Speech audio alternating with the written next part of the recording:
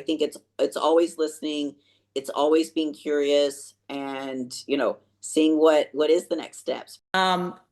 When you think about the future of AI, technology, content, how are you guys going to try to stay ahead of all that?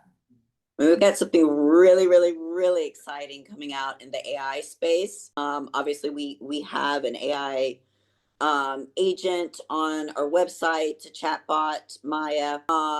Right. So I think again, it goes back to the first thing we talked about. It's curiosity, and I think just keeping curious. I'm actually going to a couple conferences this year that aren't your typical mainstay, but I really want to know what agents across the country are doing. So I think for us, and especially someone in like my position, the further I get away from showing and the ins and outs, the more dangerous it actually is to me professionally. So I think a big, big focus is making sure I continue to stay in the weeds and, ears to the ground on what everybody's doing, because just because the person in Kansas City isn't doing $4 billion in sales doesn't mean they're on to something that could be incredibly great for their business and ultimately our industry and our business. So I think it's always listening, it's always being curious, and seeing what is the next steps, because I think we're in for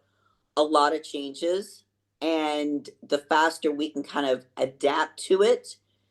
One of the things they always tease me about, I always say, like, don't give stuff oxygen. And I think sometimes with like a lot of these different changes, people have become paralyzed by them. And that paralyzation isn't going to move you forward. It's just going to stop you dead in the track. So I think it's staying educated, staying informed, but not being overwhelmed by anything, because, our industry is incredibly resilient, and the individual, especially the individuals that make it up, and the ones that have done the best have been during those kind of like darker, harder times, and have saw opportunities in it and have pushed forward.